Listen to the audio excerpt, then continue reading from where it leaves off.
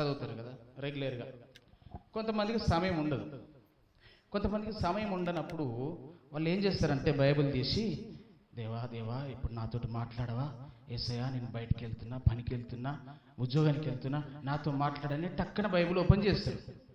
Open చేసినప్పుడు ఒక ఆయన ఇట్లా చేసిండట.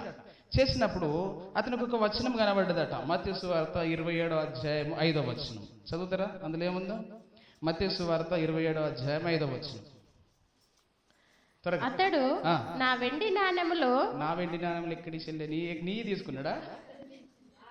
అతడు ఆ వెండి నాణెములు దేవాలయంలో పారవేసి పోయి ఉరి పెట్టుకునేది.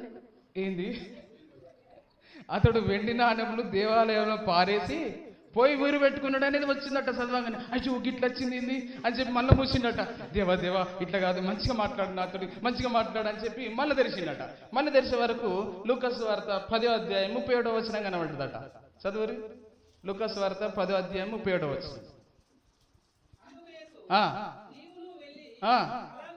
అగో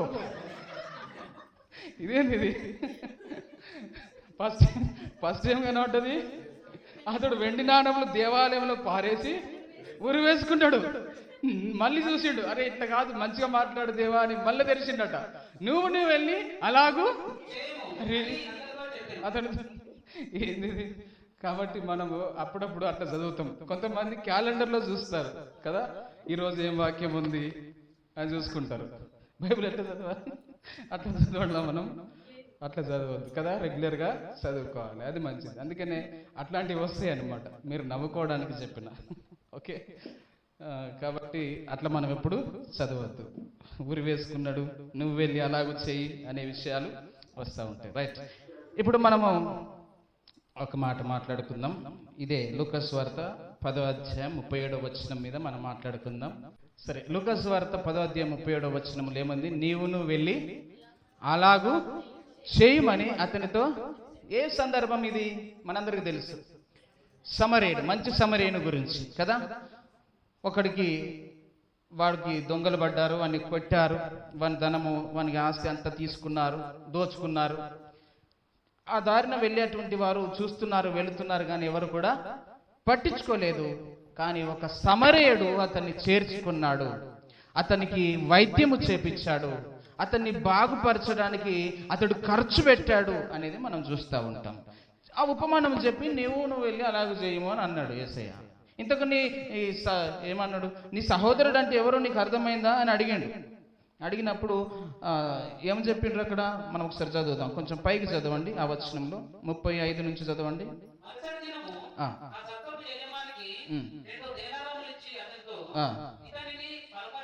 పరామర్శించుము,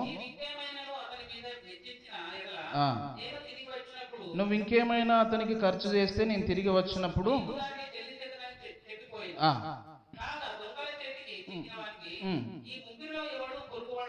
ఈ ముగ్గురులో ఎవరు పొరుగువాడు అని చెప్పి అడిగాడు.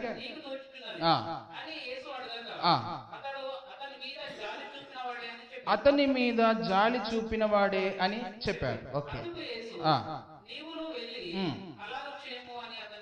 చెప్పాడు. అంటే ఈ పాఠంలో మనకేమర్థమవుతుంది? ఒకడు ఆపదలో ఉన్నప్పుడు, ఒకడు అపాయంలో ఉన్నప్పుడు, ఒకడికి ఆపద వచ్చింది, అపాయం వచ్చింది, అతన్ని ఎవరు పట్టించుకుంటలేరు, అయితే అతని దగ్గరికి నువ్వు వెళ్ళి సహాయం చేయాలి. అర్థమైంది కదా? ఆ పాఠం మొత్తం అదే, సహాయం చేయాలి. ఆ దారిన ఎవరెవరు వెళ్ళారు అక్కడ మనం చూస్తూ ఉంటాం. ఎవరెవరు వెళ్ళారట? ఒక యాజకుడు వెళ్ళాడు, తర్వాత ఒక లేవీయుడు వెళ్ళాడు, తర్వాత ఒక సమరయుడు వచ్చాడు. యాజకుడు చూసి వెళ్ళాడు, లేవీయుడు చూసి వెళ్ళాడు, కానీ సమరయుడు చూసి వెళ్ళలేదు, కానీ చూసి అతన్ని పరామర్శించాడు. హల్లెలూయా. అతన్ని చూసి పరామర్శించి అతన్ని వైద్యుని దగ్గరికి తీసుకెళ్ళి అతనికి చెప్పాడు, అయ్యా ఇతనికి బాగుపరచు, ఇతనికి నేను ఈ సొమ్ము ఇస్తున్నా నువ్వు చేసే వైద్యానికి, ఒకవేళ ఇది సరిపోకపోతే నువ్వు ఇంకేమైనా ఇతని మీద ఖర్చు చేస్తే నేను మరలా తిరిగి వచ్చినప్పుడు నీకు చెల్లిస్తాను అని చెప్పాడు. ఇప్పుడు చెప్పండి, యేసుప్రభు అడిగాడు, ఈ ముగ్గురులోని పొరుగువాడు ఎవడు అని అన్నప్పుడు ఆ వ్యక్తి చెప్పాడు, ఎవరైతే అతని మీద జాలి పడ్డాడో అతడే పొరుగువాడు అని అన్నారు. ఓకే, ఇప్పుడు ఆ దారిలో వెళుతున్నటువంటి ఆ వ్యక్తి ఎవరైతే ఉన్నారో, ఎవరైతే దొంగల చేత చిక్కాడో, ఎవరైతే దొంగల చేతిలో దెబ్బలు పడ్డాడో, ఎవరైతే తన సొమ్మును పోగొట్టుకున్నాడో ఆ వ్యక్తి ఈ సమరయునికి, ఈ మంచి సమరయునికి ఏమన్నా బంధువా? చెప్పండి. చుట్టమా? స్నేహితుడా? మరి ఎవరు? పొరుగువాడు. ఎవరో తెలియదు. మనము చాలాసార్లు వెళుతున్నప్పుడు వస్తున్నప్పుడు చాలా మంది అలాంటి పరిస్థితులు కనబడతారు. కనబడినప్పుడు మనకెందుకులే అని యాజకుడు వెళ్ళాడు, మనకెందుకులే అని లేవీయుడు వెళ్ళాడు, మనకెందుకులే అని చెప్పి మనం కూడా వెళ్తాం కదా. చాలా సందర్భాలలో వెళుతాం. ఎందుకు? కొన్నిసార్లు ఒకవేళ మనము మంచి చేయబోతే అదే మన మీదకి రివర్స్ అవుతుందేమో అని భయం చేత. ఏదైనా యాక్సిడెంట్ అయ్యి రోడ్డు మీద పడినటువంటి వాళ్ళను మనము కాపాడదామని పోతే రివర్స్గా వచ్చి ఈతడే యాక్సిడెంట్ చేసిండని చెప్తారేమో అని భయము చేత కొన్నిసార్లు మనం అలా వెళుతూ ఉంటాం. సో ఇక్కడ మనము నేర్చుకోవాల్సినటువంటి పాఠం ఏంటిదని అంటే, మనము వెళ్ళి చేసేది ఏంటిది? మనం వెళ్ళాలి. ఎక్కడికి వెళ్ళాలి? ఏం చేయాలి? అసలు ఎందుకు వెళ్ళమన్నాడు? వెళ్ళాలి అనేటువంటి మాట మీద మనం మాట్లాడుకుందాం. వెళ్ళాలి. మనం ఏం చేయడానికి వెళ్ళాలి? దేవుని యొక్క వాక్యము సెలవిస్తా ఉన్నది. మనము పోయిన వారము చూసుకున్నటువంటి యోహాను సువార్త 9వ అధ్యాయంలో గుడ్డివాణిని పంపించాడు దేవుడు. వెళ్ళి కడుక్కోమన్నాడు కనులను. ఉందా? 9వ అధ్యాయం 7వ వచనం చదవండి. 9వ అధ్యాయం 7వ వచనం. వెళ్ళి అందులో కడుక్కొనుము అని చెప్పెను. వాడు వెళ్ళి కడుక్కొని చూపు గలవాడై వచ్చెను. హల్లెలూయా, హల్లెలూయా. చూపు గలవాడై వచ్చును. రైట్, చూపు గలవాడై వచ్చాడు. అంటే మనము వెళ్ళాలి. వెళ్ళి మొదటిగా మనము కన్నులను శుద్ధి చేసుకోవాలి. దేన్ని చెప్పండి? మన కన్నులను శుద్ధిపరచుకోవాలి. ఎందుకు కన్నులను శుద్ధిపరచుకోవాలి? దేవుని వాక్యం సెలవిస్తుంది. ఇప్పుడు చూడండి, మత్తయి సువార్త 6వ అధ్యాయం 22వ వచనం 23వ వచనములు ఏమంటాడంటే, నీ శరీరానికి దీపము కన్నే గనక, నీ దేహానికి దీపము కన్నే గనక దానిని నువ్వేం చేసుకోవాలట? శుద్ధిపరచుకోవాలి. చదవండి వాక్యం 22వ వచనం 23వ వచనం వరకు చదవండి. దేహమునకు దీపము కన్నే గనక నీ కన్ను తేటగా ఉండిన ఎడల నీ దేహమంతయు వెలుగుమయమై ఉండును. నీ కన్ను చెడినదైతే నీ దేహమంతయు చీకటిమయమై ఉండును. హల్లెలూయా. రైట్, ఇక్కడ రెండు విషయాలు మనం అర్థం చేసుకోవాలి. దేహానికి దీపము ఏంటిదట? కన్ను. మన కన్ను మంచిదైతే మన శరీరం అంతా, మన లోకమంతా కూడా మంచిగా కనబడుతుంది. మన కన్ను చెడినదైతే లోకమంతా కూడా చీకటిగా కనబడుతుంది. అంటే దీని అర్థం ఏంటంటే, మనం చూసే విధానముతోటి ఉంటుంది. ఏదైనా నువ్వు మంచిగా చూస్తే, నీ చూపు మంచిదైతే, నువ్వు చూసే విధానం మంచిదైతే నీకు మంచి ఆలోచనలు కలుగుతాయి. నీవు చూసే విధానంలో తప్పుంటే, నువ్వు చూసే విధానము వంకరగా ఉంటే, నీ చూపులో తేడా ఉంటే నీకంతా తేడాగానే కనబడుతుంది. అందుకనే నీ కన్నులను శుద్ధిపరచుకో. నీ కన్ను మంచిదైతే నీ దేహము వెలుగుమయముగా ఉంటది. నువ్వు చూసే విధానముతోటి ఉంటది, నీ చూపులో ఉంటది. చాలా మంది చూస్తారు కానీ వంకరగా అర్థం చేసుకుంటారు. చాలా మంది చూస్తారు కానీ తప్పుగా అర్థం చేసుకుంటారు. నువ్వు ఏ విధముగా చూస్తావో, నువ్వు ఏ విధముగా అర్థం చేసుకుంటావో అదే ఉండిపోతుంది. అందుకనే నీ దేహము మంచిగా కనబడాలనంటే, నీ దేహము వెలుగుమయముగా ఉండాలంటే, ఇతరులు నీకు మంచిగా కనబడాలనంటే నీ కన్నులను నువ్వేం చేసుకోవాలి? కడుక్కోవాలి, శుద్ధిపరచుకోవాలి. ఎక్కడికి వచ్చి? వాక్యము దగ్గరకు వచ్చి. నీ కన్నులు తెరవబడాలి, నీ కన్నులు మూయబడకూడదు. మనం చూసినాము కదా, యోహాను సువార్త 9:39 ఏమనున్నది? చూసేవారు గుడ్డివారు కావాలి, చూడని వారు చూడవలెను, చూచువారు గ్రుడ్డివారు కావలెను అని ఉంది. అంటే మన యొక్క మనోనేత్రాలు తెరవబడాలి.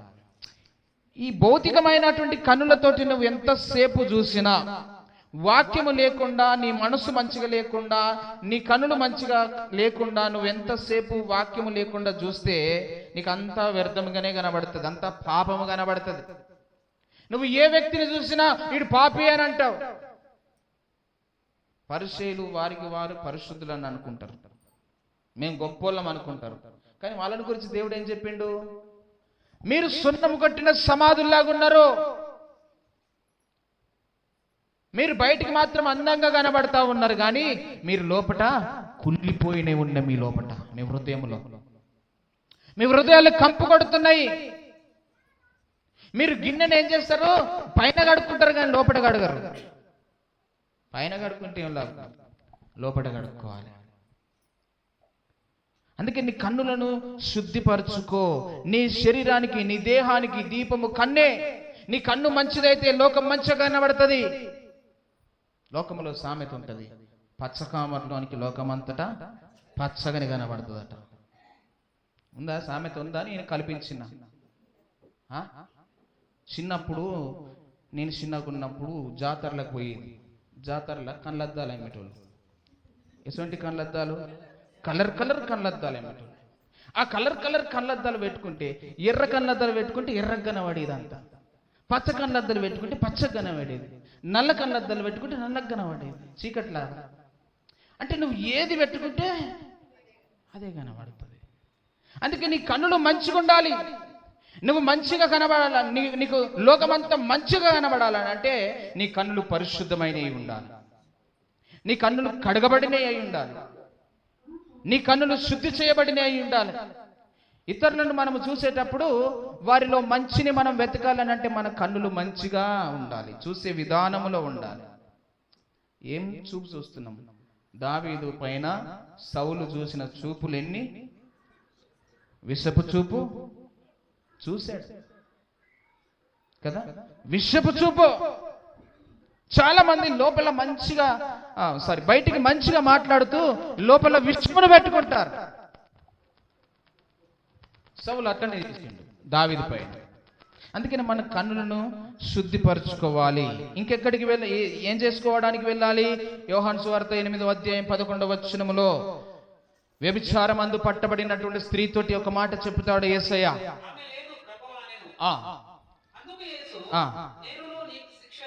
విధింపను, నీవు వెళ్ళి ఇక పాపము చేయకము ఆమెతో చెప్పిండు. చాలు బ్రదర్, థ్యాంక్ యూ. నీవు వెళ్ళి ఇక పాపము చేయకు. నువ్వు పాపం పోగొట్టుకున్నావు, నీ పాపం పరిహరింపబడింది, నీ పాపానికి ప్రాయశ్చిత్తము దొరికింది.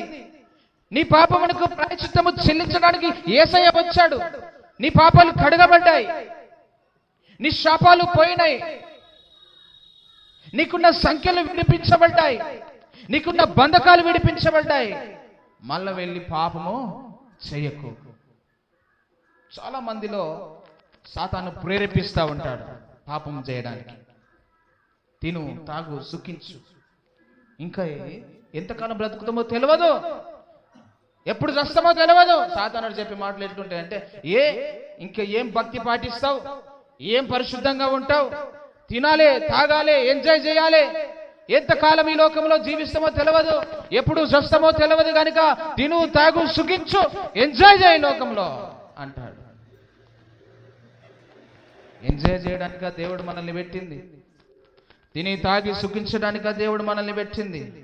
పాపము చేయకు అని దేవుడు చెప్తున్నాడు, పాపము చేయమని సాతానుడు చెప్తున్నాడు. ఎవరి స్వరానికి నువ్వు లోబడతావు? ఎవరి స్వరాన్ని నువ్వు వింటున్నావు? పాపము చేయకు నువ్వు వెళ్ళి అని అన్నాడు యేసయ్య. ఆమె అప్పటి నుంచి పాపము చేయలే. ప్రైజ్ ది లార్డ్, హల్లెలూయా. నీకు దేవుని వాక్యం అర్థమైతే, దేవుడు నీకు అర్థమైతే, దేవుని బలము నీకు అర్థమైతే, దేవుని శక్తి నీకు అర్థమైతే, దేవుని కృప నీకు అర్థమైతే నువ్వు వెళ్ళి పాపము చేయవు. నువ్వు పాపం చేస్తున్నావు అని అంటే దేవుణ్ణి తక్కువ చేస్తున్నావు, దేవుణ్ణి బలహీనునిగా చేస్తున్నావు. నువ్వు పాపం చేస్తున్నావు అంటే దేవుడు చాతగానోడు అని చెప్తున్నావు నువ్వు ఇండైరెక్ట్ గా. దేవుడు ఏం చేయలేడు అని చెప్తున్నావు నువ్వు ఇండైరెక్ట్ గా. పాపం ఎన్ని రకాలు? చాలా రకాలు ఉన్నది, చాలా రకాలు. ఏ విధంగానైనా సాతానుడు నిన్ను పాపంలోనికి నెట్టివేయవచ్చు. ఏ విధంగా అయినా, ఏ ఆలోచన అయినా నీ మనసులోనికి తీసుకురావచ్చు. పాపము చేయడానికి ప్రేరేపణ కలిగిస్తూ ఉంటాడు. హల్లెలూయా, హల్లెలూయా. నువ్వు పాపము చేయకపోతే వానికి మనసున పట్టదు. ఎవరికి? సాతానికి. వాడికి నిద్ర పట్టదు. నువ్వు మంచుకుంటే వాడికి నిద్ర పట్టదు. నువ్వు వాక్యం వింటే వాడికి నిద్ర పట్టదు. నువ్వు వాక్యం చదివితే వాడికి నిద్ర పట్టదు. నువ్వు పాటలు పాడితే వాడికి నిద్ర పట్టదు. నువ్వు దేవుడితో ఉంటే వాడికి నిద్ర పట్టదు. నువ్వు మంచిగా జీవించినంత సేపు వాడికి నిద్ర పట్టదు. ఎందుకో తెలుసా? నువ్వు బాగుపడితే వాడు ఓర్చుకోడు. నువ్వు బాగుంటే వానికి ఏడుపు, దుఃఖం, భయం. వాడు ఏం చేస్తాడంటే నిన్ను వెంబడిస్తాడు, నిన్ను పట్టుకుంటాడు, పట్టుకొని పాపానికి ప్రేరేపిస్తాడు, పాపము నీ ఎదుట పెట్టుతాడు, పాప ఆలోచనలు, ఊహలు నీ ఎదుటకు తీసుకొస్తాడు. ఇందాక సిస్టర్ చెప్పినట్టు మన వాళ్ళే కదా, మనోళ్ళే కదా, ప్రేరేపణిస్తాడు సాతానుడు. అలాంటి సమయంలో దాని నుంచి నువ్వు ఎట్లా తప్పించుకోవాలనేది దేవుని దగ్గర నువ్వు అడగాలి. శోధనలు వస్తాయి, దాంతో తప్పించుకునే మార్గం కూడా దేవుడే ఇస్తాడు. హల్లెలూయా, హల్లెలూయా. ఇంకా ఛాన్స్ లేదన్నా, తప్పించుకునే అవకాశం లేకుండే, అందుకనే అయిపోయింది ఇట్లా మనం చెప్పే డైలాగ్స్. ఏం చేస్తాం? మనోళ్ళే, మా వాళ్ళే. సరే మా వాళ్ళు మనోళ్ళు అంటున్నాం, మనోళ్ళు మనకేమన్నా ఎప్పుడైనా ఏమన్నా చేసిర్రా అంటే ఎప్పుడు ఏం చేసిన వాళ్ళు ఉండరు. మీరు గమనించండి, మనం మంచిగా ఉన్నప్పుడే మన చుట్టూ 10 మంది ఉంటారు. మన చుట్టూ 10 మంది. ఎప్పుడు దాకా? నువ్వు మంచిగా ఉంటే, నువ్వు మంచి బట్టలు వేసుకున్నంతసేపు, నీ చేతిలో డబ్బులు ఉన్నంతసేపు, నీ దగ్గర బంగారం వెండి ఉన్నంతసేపు, నీ దగ్గర విలువ ఉన్నంతసేపు, నీ దగ్గర మంచితనం ఉన్నంతసేపు అందరూ నీ చుట్టే ఉంటారు. మావోడు అని చెప్పుకుంటారు, మావోళ్ళు అని చెప్పుకుంటారు. అన్ని కోల్పోయిన తర్వాత ఎవరు రారు? వస్తారా? ఎవరు రారు. నీకు 50,000 అప్పు ఉందనుకో, నీ వాళ్ళే నిన్ను ప్రేమించే వాళ్ళ దగ్గరికి వెళ్ళి నాకు ఒక 50,000 కావాలి, అప్పు అయింది నాకు అని అడుగు. ఇస్తారా? పోనీ వడ్డీ ఎంతైనా పర్వాలేదు, ఎక్కడన్నా అడిగి చూడు అంటే 10 నిమిషాలు వస్తాయి. 10 నిమిషాలు వడ్డీ ఎంతైనా పర్వాలేదు, నేను చూసుకుంటా, ఎక్కడ నన్ను అడుగు అని అనండి.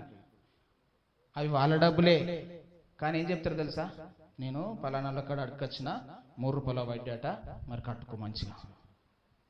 ఇవి నాయి కాదు, పలానాల దగ్గర తెచ్చిన, మాట పోతుంది, మరి కట్టుకో. మన వాళ్ళే. ఎవరు? మన వాళ్ళే. కాబట్టి మనం వెళ్ళి పాపము చేయకుండా జాగ్రత్త పడాలి. పాపము చేస్తే ఏమైతే తెలుసా? మనకు జరగవలసిన ఆశీర్వాదం, మనకు రావాల్సిన ఆశీర్వాదం, మనకు రావాల్సిన మేలులు ఆ పాపము మనకు ఆటంకపరుస్తూ ఉన్నది. చదువుతారా? ఇర్మీయా గ్రంథము 5వ అధ్యాయము 25వ వచనం. నీ పాపమే నీకు మేలు కలగకుండా చేస్తుంది. నువ్వు చేసిన పాపమే నిన్ను ఆశీర్వదించకుండా చేస్తుంది. నీకు రావాల్సిన దీవెనలు నీకు రాకుండా ఆపేది నీ పాపమే.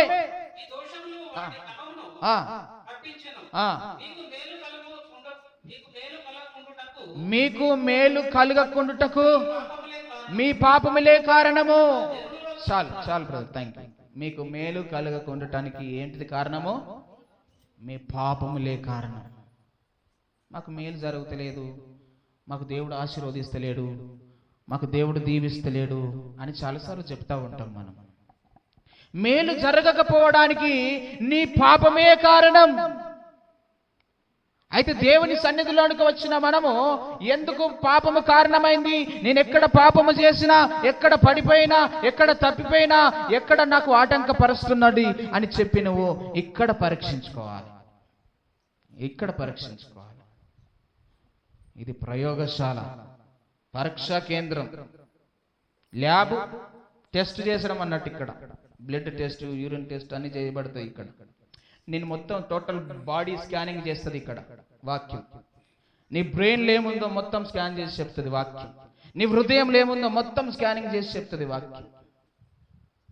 ఎక్కడ నీవు పొరపడుతున్నావో, ఎక్కడ తప్పు చేస్తున్నావో, ఎక్కడ తప్పుడు దారి వెళుతున్నావో ఇక్కడ నీకు అర్థమవుతుంది ఈ వాక్యము ద్వారానే.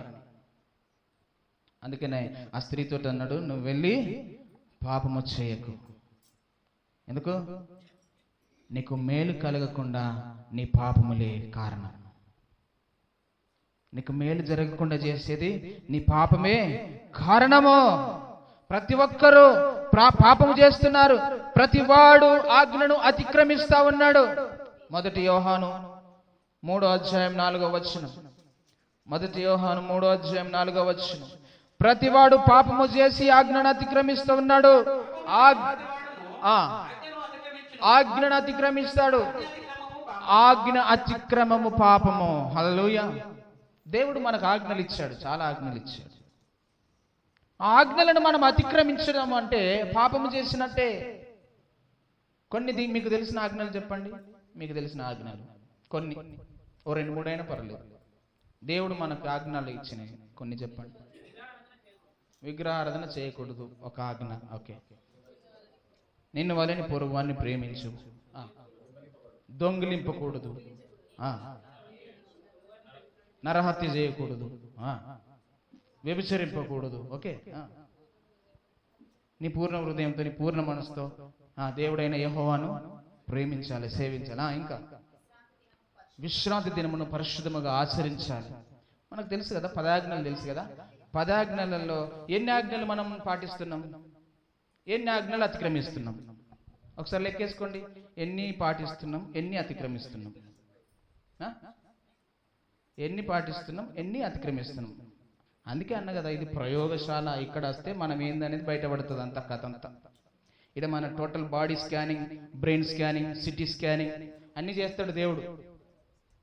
నీ నరంలో ఏముందో తెలుస్తుంది బయటికి, నీ గుండెలో ఏముందో తెలుస్తుంది బయటికి, నీ హృదయంలో ఏముందో బయటికి కనబడుతుంది ఇక్కడ వస్తే. చెప్పండి. ఈ 10 ఆజ్ఞలు ఉన్నాయి. ఈ 10 ఆజ్ఞలు ధర్మశాస్త్రంలో ఉన్నాయి. కొత్త నిబంధనకు వచ్చేసరికి 2టికి రేజ్ చేసిండు. 2 చెప్పండి. మెయిన్గా ముఖ్యమైన 2 ఆజ్ఞలు చెప్పండి. నీ పూర్ణ హృదయంతో, నీ పూర్ణ మనసుతో నీ దేవుడైన యెహోవాను ప్రేమించాలి, సేవించాలి. 2వది నిన్ను వలె నీ పొరుగువానిని. ఇప్పుడు ఈ 2టిని మనం చూద్దాం. ఈ 2టిలలో మనం ఏది పాటిస్తున్నాం, ఏది పాటిస్తున్నాం ఇప్పుడే తెలిసిపోతుంది. రిపోర్ట్స్ ఇప్పుడే వస్తాయి. టెస్ట్ చేసిన వెంటనే రిపోర్ట్స్ రావాలి ఇక్కడ, అంతే. చెప్పండి. ఇప్పుడు మనం టెస్ట్ చేసుకుంటున్నాం, రిపోర్ట్స్ రావాలి కదా. చెప్పండి. ఇప్పుడు రిపోర్ట్ చెప్పండి. దేవుడైన యెహోవాను పూర్ణ మనసుతో, పూర్ణాత్మతో సేవిస్తున్నామా? నెంబర్ 1. నెంబర్ 2, నిన్ను వలె నీ పొరుగువానిని ప్రేమిస్తున్నామా? ఈ 2టిలో మనము దేంట్లో ఫెయిల్ అవుతున్నాం, దేంట్లో పాస్ అవుతున్నాం?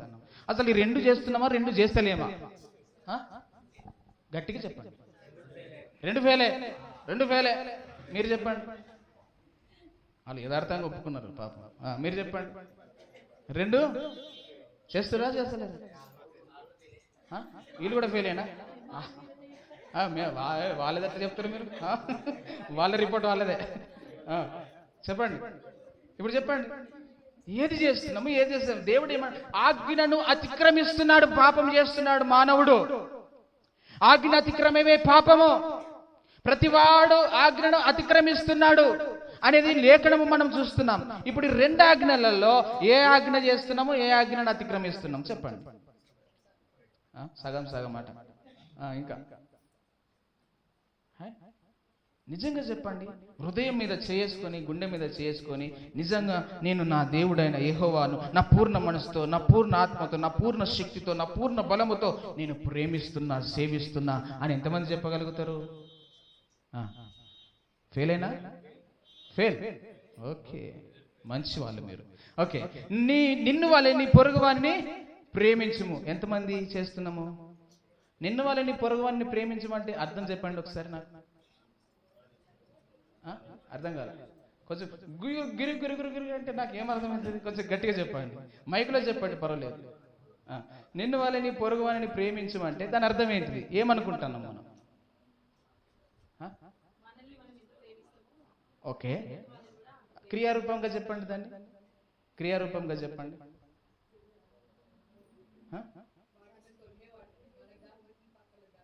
ఇంకా ఇంకా చెప్పండి చెప్పండి చెప్పండి రా. అర్థం కాలే. చెప్పండి, నీకు ఏది తెలుసా చెప్పండి, పర్లేదు. ఇక్కడ ఏం మార్కులు వేసేది ఏం లేదు, మనం అందరం తెలుసుకోవడానికి వచ్చినాం ఇక్కడ. అంగి లేని వానికి అంగి ఇవ్వడం అది ప్రేమించడం. ఓకే, రైట్, మంచి చెప్పారు. ఓకే, 2 చాక్లెట్లు కొనుక్కొని ఇద్దరు తీసుకున్నారా?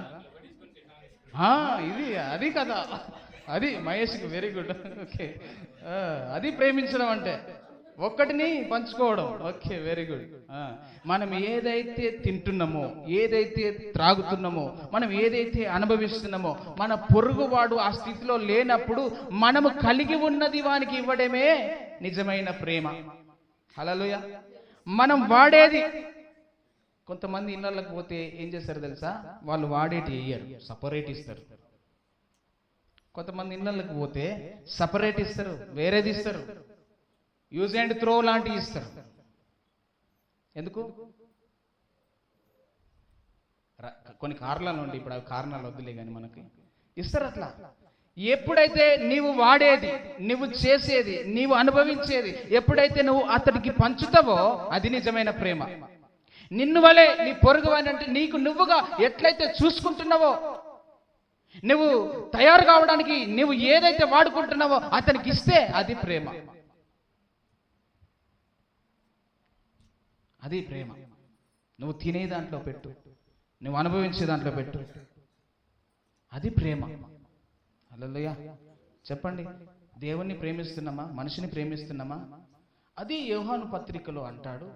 ఏమంటాడు? ఎవడైనను నేను దేవుణ్ణి ప్రేమిస్తున్నాను అని చెప్పితే వాడు అబద్ధికుడగును అని అంటాడు. అవునా కాదా? ఇప్పుడు మీరు చెప్పిర్రా దేవుణ్ణి ప్రేమిస్తున్నామని? చెప్పిర్రా లేదా? అయితే మీరు నిజమే చెప్తున్నారు, అబద్ధికులు కాదు.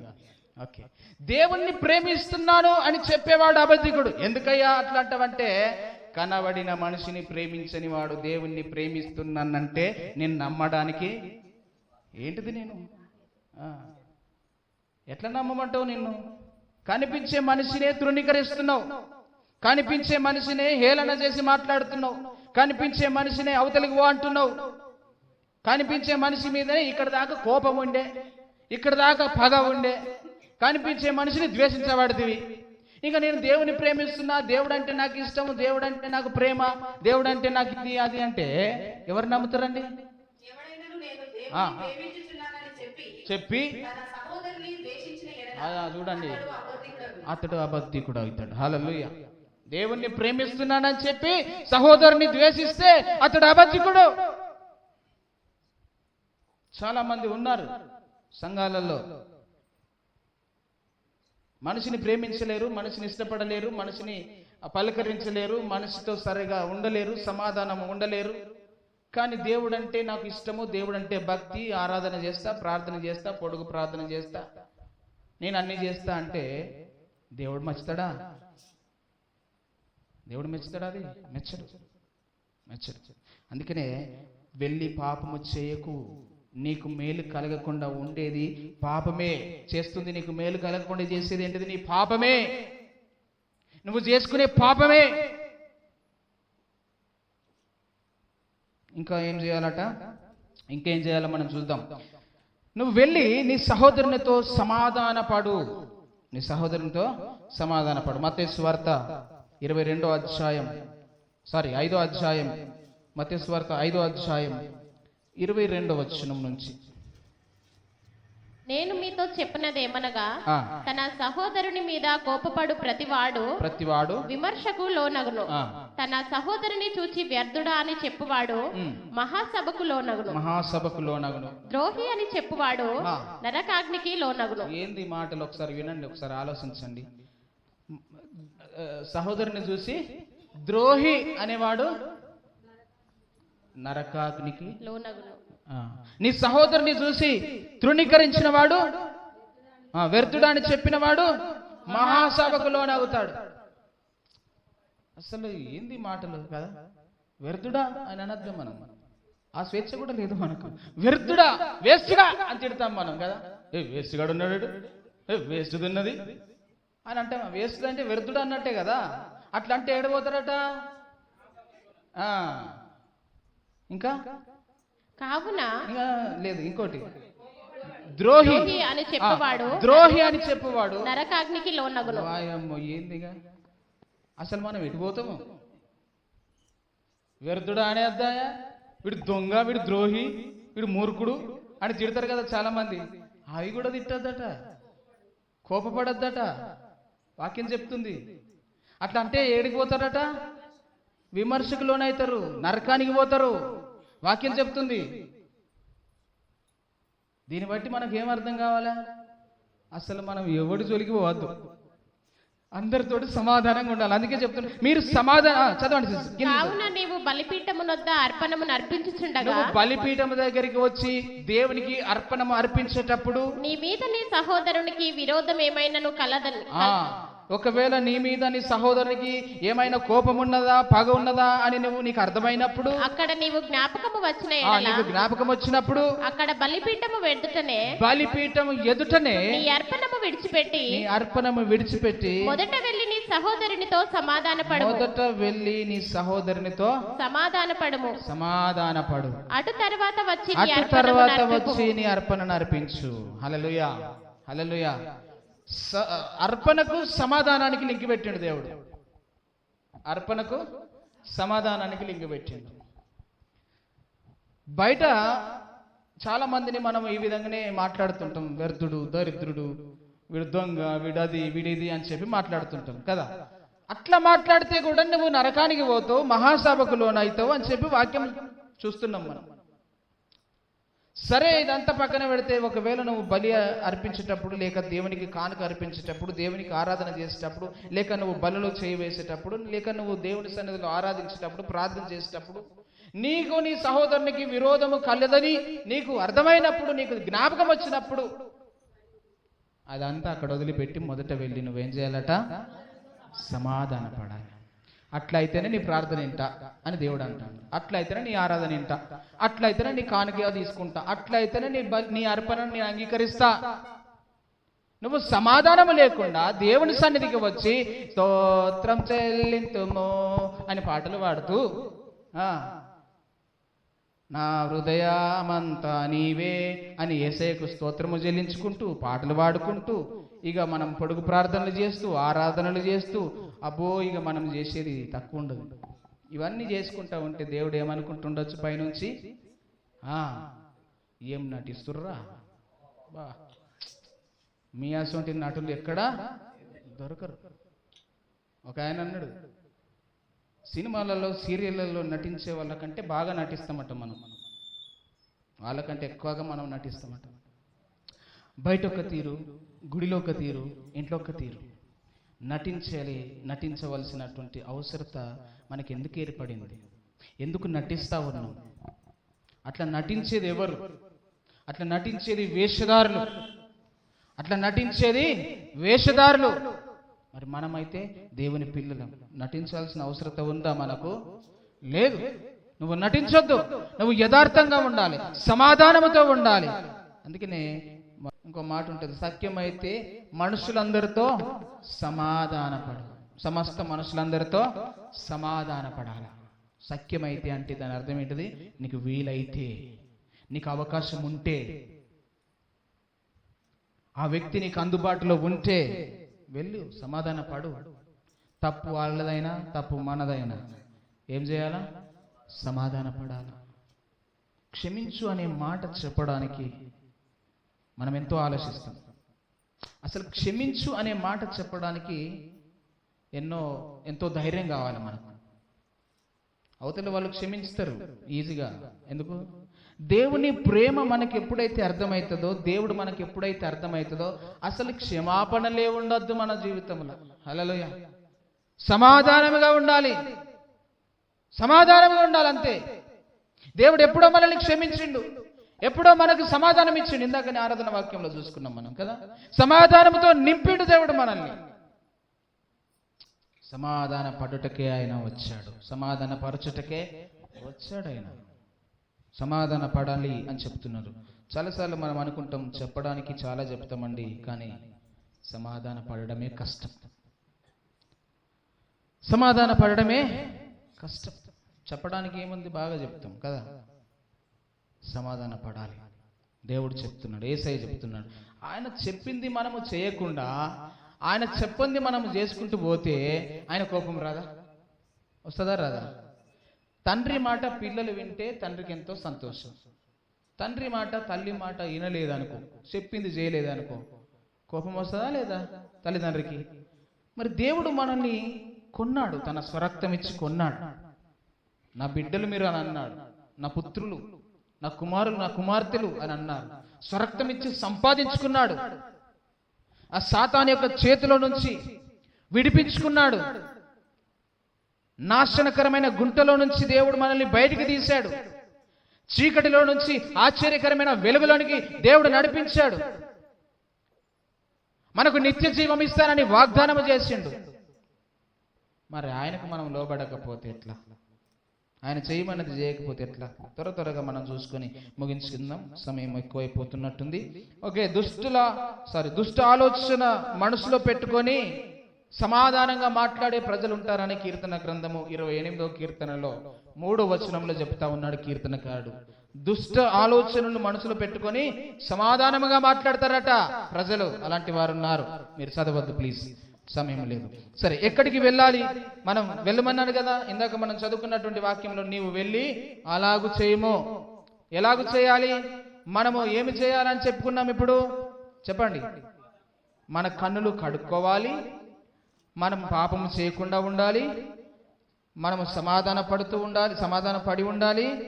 తర్వాత దుష్ట ఆలోచనలు మనం మనసులో పెట్టుకోకుండా ఉండాలి. ఓకే, తర్వాత ఎక్కడికి వెళ్ళాలి? దేవుడు చూపించే దేశమునికి వెళ్ళమన్నాడు అబ్రహామును. మనందరికి తెలిసిన వాక్యమే కాబట్టి చదవద్దు. 12వ అధ్యాయం ఆదికాండం 1వ వచనములో నేను చూపించు దేశమునకు నువ్వు వెళ్ళు అని అన్నాడు. ముళ్ళె ముట్ట చదువుకొని వెళ్ళిండు. మళ్ళీ మాట్లాడిండా? ఎందుకు వెళ్ళాలి అన్నాడా? నాకు ఏమిస్తావు అన్నాడా? అస్సలు ఏం ప్రశ్న కూడా వెళ్ళిండు, సర్దుకొని వెళ్ళిండు. ఓకే, అక్కడ మనం చూస్తాం. తర్వాత నిర్గమకాండము 33వ అధ్యాయం 1వ వచనములో ఎక్కడికి వెళ్ళాలంటే వాగ్దాన దేశము, పాలు తేనెలు ప్రవహించు దేశంలోనికి మనం వెళ్ళాలి. చదవద్దు ప్లీజ్, సమయం లేదు. వాగ్దాన దేశానికి మనం వెళ్ళాలి. ఎక్కడికి వెళ్ళాలి? దేవుడు చూపించే దేశముకు వెళ్ళాలి. ప్రామిస్ ల్యాండ్, వాగ్దాన దేశము, పాలు తేనెలు ప్రవహించు దేశముకు మనము వెళ్ళాలి. లేవియకాండము 20వ అధ్యాయం 24వ వచనంలో కూడా అదే మాట మనం చూస్తూ ఉంటాను. తర్వాత దేవుని మందిరములోనికి వెళ్ళాలి. ఇది మాత్రం చదివిపిస్తాను. న్యాయాధిపతుల గ్రంథము 19వ అధ్యాయం 18వ వచనం. దేవుని మందిరముకి వెళ్ళాలి. న్యాయాధిపతుల గ్రంథము 19వ అధ్యాయం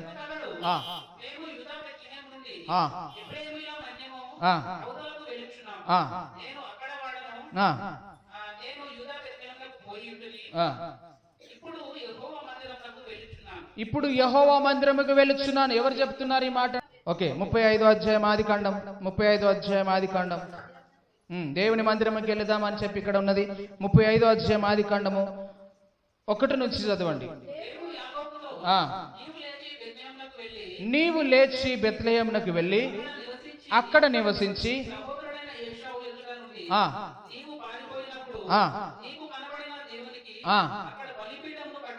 సహోదరుడైన ఏశావు యుద్ధ నుంచి పారిపోయినప్పుడు దేవుడు అక్కడ కనబడ్డాడు, ప్రత్యక్షమయ్యాడు, రాత్రంతా పెనుగులాడాడు. నువ్వు వెళ్ళి అక్కడికి వెళ్ళి బలిపీఠము కట్టు నీకు కనబడిన స్థలంలోకి అని చెప్తున్నాడు దేవుడు.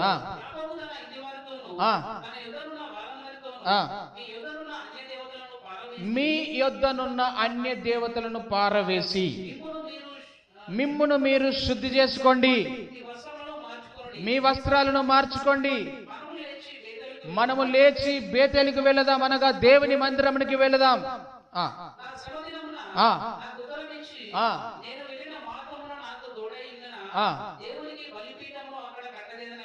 నేను శ్రమలో ఉన్నప్పుడు దేవుడు నాకు కనబడి శ్రమ దినమున నాకు ఉత్తరం ఇచ్చాడు, సమాధానం ఇచ్చాడు. అక్కడికి వెళ్ళి బలిపీఠము కట్టాలి అని చెప్తూ ఉన్నాడు.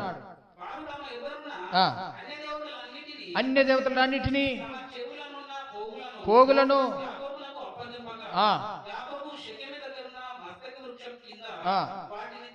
దాచిపెట్టాడు.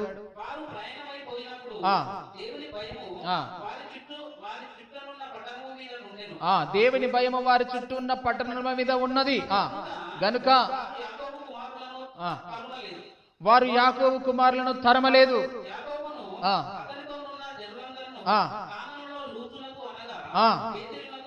లూజు అనగా బేతేలు, బేతేలుకు వచ్చాడు. బేతేలుకు మరో పేరు లూజు. ఫస్ట్ లూజు దాని పేరు మొదటి పేరు ఏంటిది?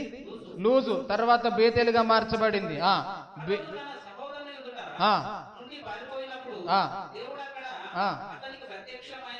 గనుక కట్టి ఏం పేరట? ఎల్ బేతేల్ అంటే ఏంటి తెలుసా? బేతేలు దేవుడు అని అర్థం, లేక దేవుడు కనిపించాడు, లేక ప్రత్యక్షమయ్యాడు అని అర్థం వస్తుంది. ఎల్ బేతేల్, ఎల్ అంటే దేవుడు, బేతేలు దేవుడు. హల్లెలూయా. ఓకే, ఇక్కడ మనం చదువుకున్నటువంటి వాక్య భాగంలో ఏముందంటే, మీరు లేచి మీ విగ్రహములను పారేసి మీ వస్త్రములను మార్చుకోండి, మిమ్మల్ని మీరు శుద్ధి చేసుకోండి. విగ్రహాలంటే మన హృదయములో ఏవైతే పాపపు ఆలోచనలు ఉన్నాయో, దేవునికి వ్యతిరేకమైన ఏదైతే ఉన్నాయో అవన్నీ విగ్రహాలే, పడేయాలి అవన్నీ. హల్లెలూయా.